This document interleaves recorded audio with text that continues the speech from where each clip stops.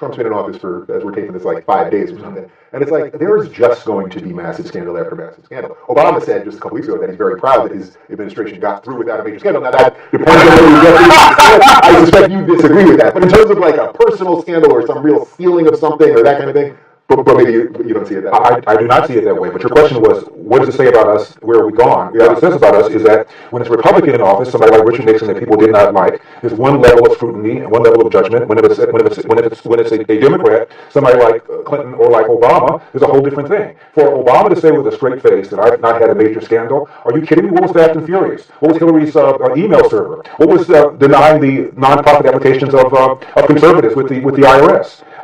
You can have your doctor, you can keep your doctor, and Obama reiterated that line after it was obvious from the regs that you couldn't necessarily keep your doctor or you couldn't necessarily keep your plan. So that line, didn't he basically say that the ends justify the means? That's sort of what he's saying, like I had to sell it and we kind of knew. I'm not defending that particular line, but that was sort of his mea culpa. I still think it's a scandal. Yeah. For you to say that you're going to bend the cost curve down, people are going to be no worse off, they're going to save money, and you don't save the money when you know full well that you can't keep your doctor if you want to keep your doctor and to say it anyway, that to me, as far as I'm concerned, is a scandal. Yeah. Pulling out all the troops out of Iraq over the advice of his entire national security team. Hillary wanted him to keep a stay-behind force. His Secretary of Defense wanted to stay behind force. The CIA director wanted to stay behind force. The Joint Chiefs wanted to stay behind force. Our U.S. ambassador to Iraq advised Obama against pulling all the troops out. He did it anyway, and the media gave him a pass for that. And Ray Odierno, the retiring Army general of the Joint Chiefs, said that had the troops not been pulled out, ISIS could have been dealt with. That to me is a massive scandal for which Obama got a pass and still gets a pass. So is that one of the situations where we're damned if we do and we're damned if we don't? So that had he stayed, most people, and I'm guessing you included, probably didn't want us to be there forever. Having left the way he did, they were having democratic elections right before that. I mean, literally the months before we left, they were having their first free democratic elections. And now it's an absolute disaster. So is that just one of those situations there was no win in a way for him at the end? Because either we're going to occupy them forever or we're going to pull out and then some bad stuff's going to happen, which is exactly what happened. Okay, now we're talking about kind of the merits of the Iraq War and whether or not we should have stayed or not stayed, and that's fine.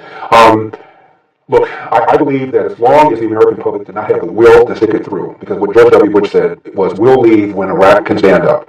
As long as the American people did not have the will to do that, we shouldn't have gone.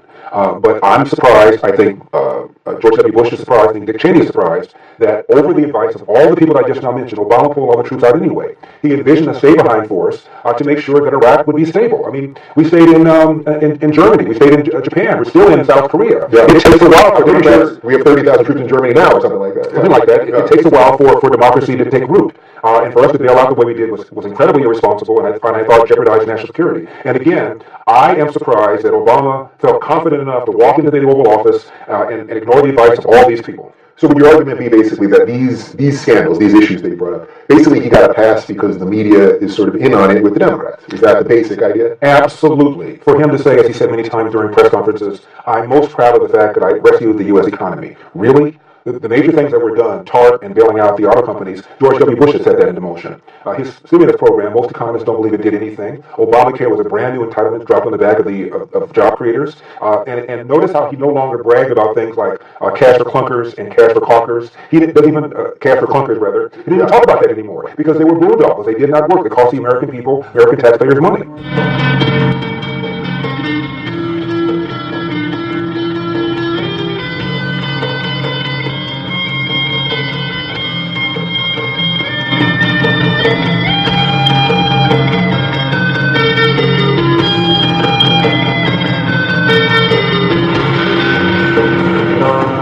Touch me.